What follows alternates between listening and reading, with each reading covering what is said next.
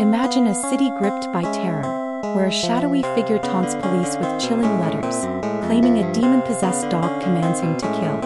Young couples in parked cars become targets for a .44 caliber bullet, and whispers of a satanic cult swirl in the shadows. This is the nightmare that haunted New York in the summer of '77.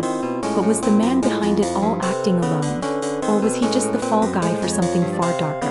Stick around, because today on the True Crime Report Cold Cases, we're diving deep into the Son of Sam saga, and by the end you'll question everything you thought you knew. In this video you'll uncover the twisted path from a troubled kid in Brooklyn to America's most infamous letter-writing killer. You'll learn how his crimes sparked a media frenzy that changed laws forever, and why, even decades later, investigators can't fully close the book on possible accomplices. The central mystery? David Berkowitz confessed to it all, but his later claims of a violent satanic cult have left lingering doubts. Was he a lone monster, or the pawn in a ritualistic game? Let's break it down piece by shocking piece. We start in Brooklyn, 1953. Born Richard David Falco to a struggling waitress named Elizabeth Betty Broder, the baby was given up just days after birth. Betty had been abandoned by her husband and entangled in an affair with a married businessman, a secret that would shatter young Richard's world years later. Adopted by childless Jewish hardware store owners Pearl and Nathan Berkowitz, he was renamed David Richard Berkowitz and raised as their only son in the Bronx. Life seemed stable at first, bar mitzvahs, school, the usual. But neighbors whispered of a difficult boy, spoiled, a bully, prone to petty theft and starting fires. He suffered head injuries as a kid, lost interest in school despite his smarts, and after his adoptive mom's death from breast cancer when he was just 14, things unraveled. Strained relations with his dad's new wife pushed him further into isolation. By 17, David enlisted in the army, serving honorably in South Korea before an honorable discharge in '74. Back home, he tracked down his birth mother, only to learn the painful truth of his origins. As forensic anthropologist Elliot Layton later described it, this revelation was the primary crisis of David's life, fracturing his already fragile sense of self. He drifted through community college, odd jobs, and a gig sorting mail for the post office. But beneath the surface, something darker brewed. By late '75, at age 22, David later claimed his rage boiled over into violence. His first alleged attack? A bungled stabbing on Christmas Eve in Co-op City. 2 women targeted, one a 15-year-old named Michelle Foreman, left fighting for her life after 6 brutal knife wounds. Police never connected him then. He simply vanished to Yonkers, biding his time and upgrading to a gun. Fast forward to July 29, 1976. In the quiet Pelham Bay section of the Bronx, 18-year-old emergency medical tech Donna Loria and her friend Jody Valenti, a nurse, chat in a double-parked Oldsmobile after a night out. A man emerges from the shadows, gun drawn from a paper bag. One shot kills Donna instantly, another wounds Jody in the thigh. He flees into the night. Witnesses spot a yellow compact car lurking nearby, but the trail goes cold.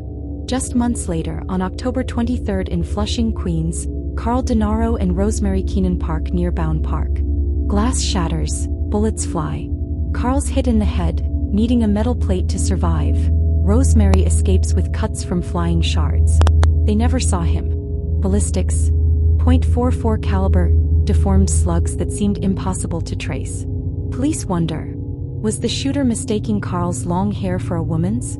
November brings more horror. High schoolers Donna DeMazy and Joanne Lomino linger on a Floral Park porch after a movie. A man in military fatigues asks for directions, then unleashes hell. Shots ring out. Donna's neck wound is survivable, but Joanne's back injury leaves her paraplegic.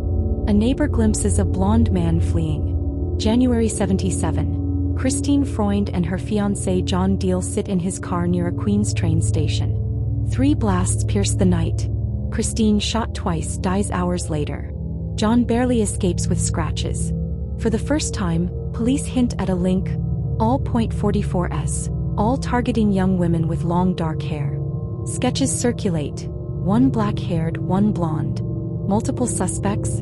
March 8th. Columbia student Virginia Voskerikian walks home, textbooks clutched like a shield. A bullet finds her head anyway.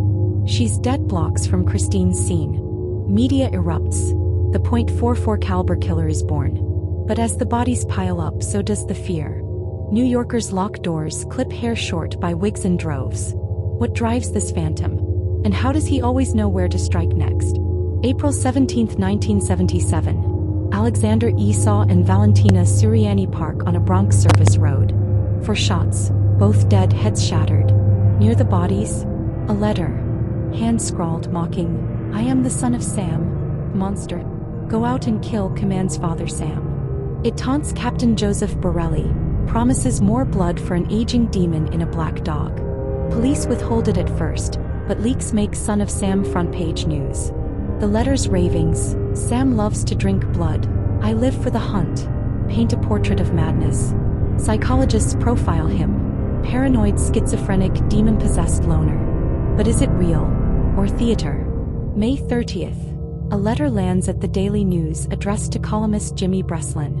"Hello from the gutters of NYC. Sam's a thirsty lad and he won't let me stop killing." It name-drops Donna Loria, hints at anniversary violence on July 29th, and signs off with symbols and aliases like the Duke of Death. Breslin publishes it. Sales soar to 1.1 million. Tips flood in, but all dead ends. The killer revels in the chaos, a spirit roaming the night. June 26th. Salvatore Lupo and Judy Placido leave a Bayside disco, parked to talk about the son of Sam. Ironically, shots blast through the car. Both survive, but witnesses spot a tall man in a leisure suit fleeing with a partial plate. The dragnet swells, cops swarm Queens and the Bronx. But on July 31st, the final strike hits Brooklyn's Bath Beach. Stacy Moskowitz and Robert Violante on their first date, kissing under a streetlight. 4 rounds to the head.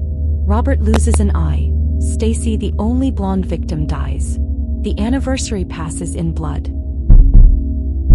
August 10, 1977. A Yonkers dispatcher wheat car hears NYPD asking about David Berkowitz, her neighbor, the guy who shot her dad's black lab.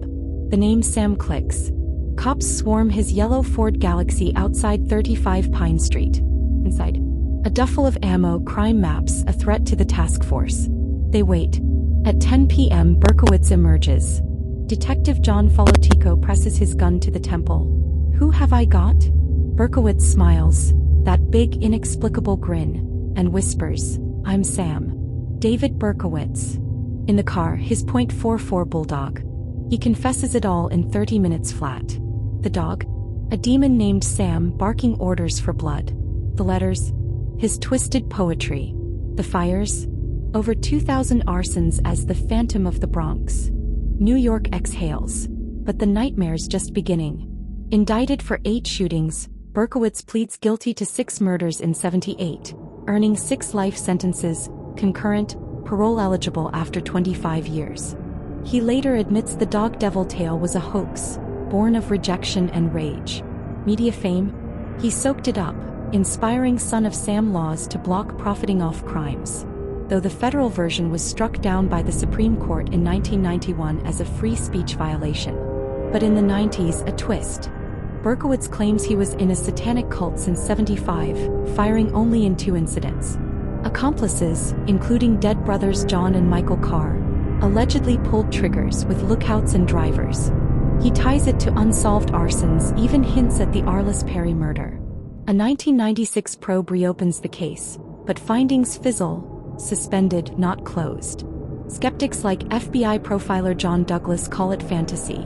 Survivors and cops point to discrepancies in descriptions, cars, timelines. Was Berkowitz solo, or the cult's frontman? The truth? It remains tantalizingly out of reach, a cold thread in a solved tapestry. Today at 72, Berkowitz, now Son of Hope, after a prison conversion to evangelical Christianity, counsels inmates, writes on repentance and skips most parole bids. His last in 2024? Denied as expected. He apologizes publicly, but the scars endure. Nasa Moskowitz forgave him before her death in 2006. Others? Not so much. The Son of Sam didn't just terrorize a city. He redefined fear, fame, and forgiveness. What do you think? Lone wolf or cult conspiracy? Drop your theories in the comments below. If this chilled you to the bone, smash that like button, subscribe for more unsolved enigmas and twisted tales, and hit the bell so you never miss a drop. Craving more American horrors? Check out my playlist on other true crimes in America.